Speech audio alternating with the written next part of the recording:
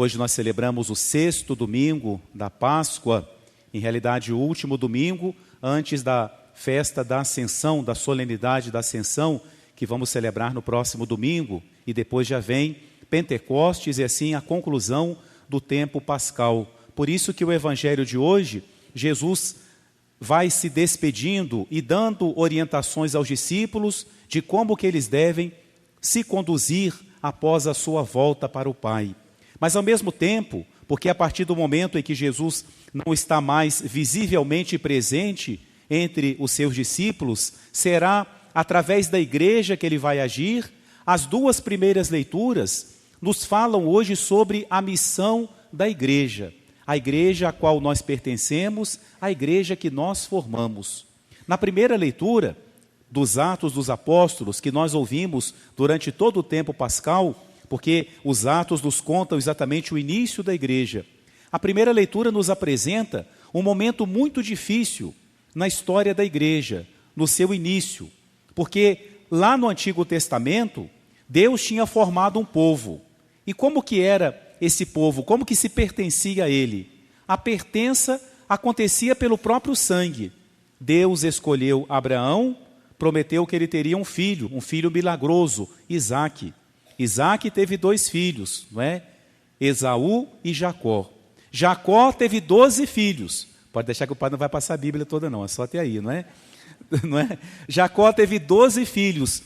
Esses 12 filhos que se multiplicaram, e eles então é que eram o povo de Deus. Por isso que na linguagem bíblica, na linguagem antiga, muitas vezes se fala das 12 tribos, os 12 filhos, as 12 famílias que vieram do patriarca Jacó. Esse era o povo de Deus. Quem era descendente de um dos 12 filhos de Jacó era do povo eleito. Era assim que acontecia a pertença. Esse era o povo ao qual Deus se revelou.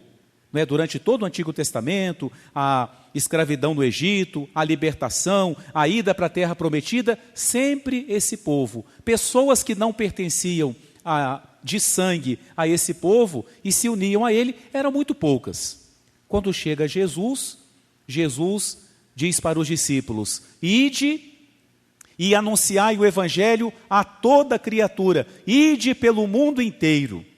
O que Jesus já está dizendo? Agora, a revelação de Deus, a graça de Deus, não está mais restrita a um povo. Não é preciso mais uma pertença pelo sangue. A pertença agora a esse povo vai ser pela fé. Então Jesus sobe para o céu, os apóstolos começam a pregar, primeiro para os judeus, não é? Os descendentes de Jacó, mas muitos outros começam a abraçar a fé. E aí veio o conflito. Aqueles que tinham as tradições judaicas e aqueles que até agora não conheciam a Deus e que conheceram agora Deus através de Jesus Cristo, através da revelação que Jesus faz. Então aqueles que vinham do povo antigo falavam forte, diziam: vocês não vão se salvar se vocês não obedecerem às leis que nós seguimos, ou dizendo, nós somos os certos, vocês são os errados. Nunca ouviram isso, né? Nunca ninguém fala assim, né? Veja como que as coisas se repetem. Nós é que somos os certos. É como aquele outro provérbio. Só os eleitos é que se salvam e nós é que somos os eleitos, né? Sempre temos a razão. Começou o conflito, porque eles aprenderam que era preciso obedecer à lei de Moisés, que tinha muitos preceitos, né? Como lavar as mãos, como sepultar as pessoas, né? Como que acontecia o nascimento de uma criança, a circuncisão, eram muitos preceitos, né? Uma doença, o que tinha que acontecer, muitas coisas. Os próprios apóstolos vão dizer, era um fardo que nem sequer nós conseguíamos carregar.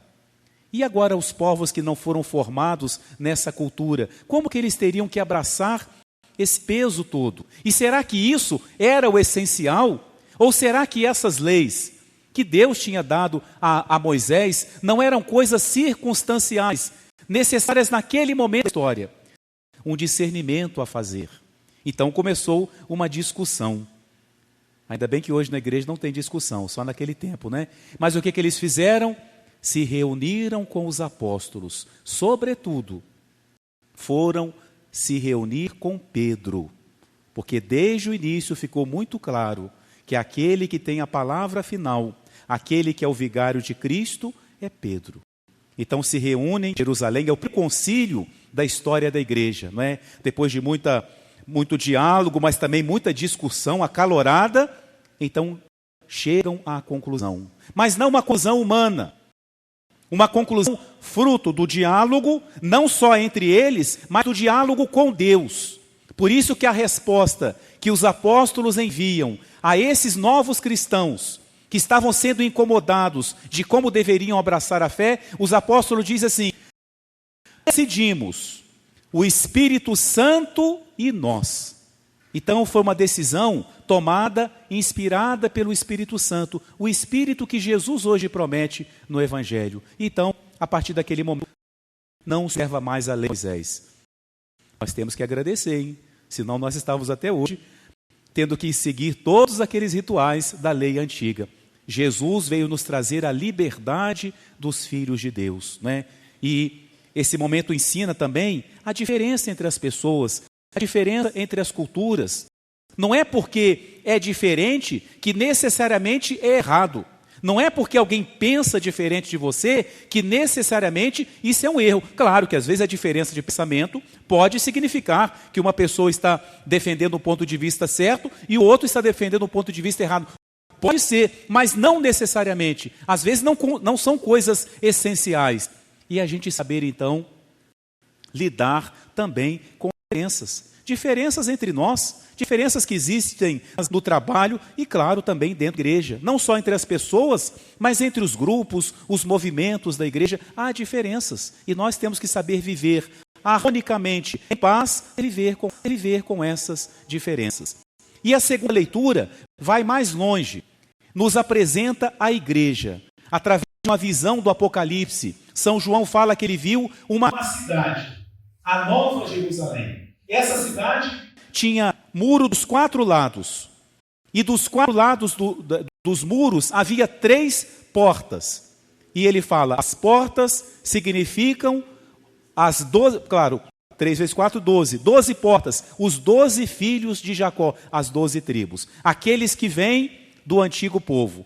Mas essa cidade, na sua muralha, também tem 12 alicerces, 12 colunas. Os 12 apóstolos, que representa a igreja, que representa a todos nós. Mas é interessante que essa cidade tem porta para o norte, para o sul, para o leste e para o oeste, significando que ela está aberta para todos os povos. Basta que nós queiramos abraçar a fé, que nós somos acolhidos na igreja. É aberta a todos os povos. Portas por todo lado. Depois diz São João que essa cidade não tem templo, porque o templo dela é o próprio Deus. É o mesmo que Jesus hoje fala no Evangelho, que Deus vem fazer morada em nós, mais do que templos materiais.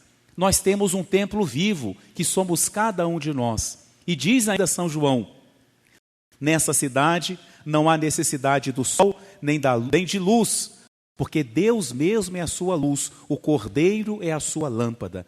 A luz que ilumina a igreja é o próprio Deus. É Ele que ilumina, que faz com que a igreja seja visível e que possa ser um sinal de salvação para todos os povos. Então, a missão da igreja no mundo de hoje, como instrumento de salvação, através dela, nós pertencemos ao povo de Deus. E no Evangelho, já de uma forma agora mais breve, Jesus, se despedindo dos seus apóstolos, diz assim para eles: quem me ama, guardará a minha palavra.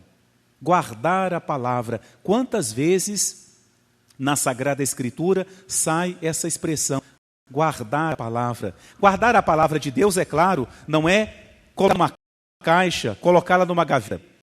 Não é reter, dar a palavra de Deus, significa conservar essa palavra no coração. Nós podemos guardar as coisas, os acontecimentos, as pessoas, em 2 lugares. A gente pode guardar na memória, guardamos coisas boas, guardamos coisas ruins, coisas indiferentes, datas da história, guardamos na memória, nome das pessoas, mas nós podemos também guardar coisas, pessoas e acontecimentos no coração. No coração, a gente guarda aquilo que nós amamos. E por isso, guardar a palavra de Deus é guardá-la no coração. Jesus fala: quem me ama, guardará a minha palavra. Guardar a palavra de Deus é viver segundo a palavra de Deus. E Jesus faz uma promessa: quem guarda a minha palavra, meu Pai o amará. Nós viremos a Ele e nele faremos a nossa morada. Ou seja, quando eu procuro viver, guardar a palavra de Deus, Deus habita em mim. Cada um de nós é um templo vivo da Trindade, é um templo vivo do Espírito Santo, que nós procuremos então guardar essa palavra para termos sempre a presença de Deus em nós. E finalmente, Jesus diz assim: eu vou enviar o Espírito Santo e ele vai vos fazer lembrar tudo o que eu vos disse. É uma experiência que muitas vezes a gente faz. De repente, uma palavra do Evangelho que nós já ouvimos várias vezes, ela toca o nosso coração.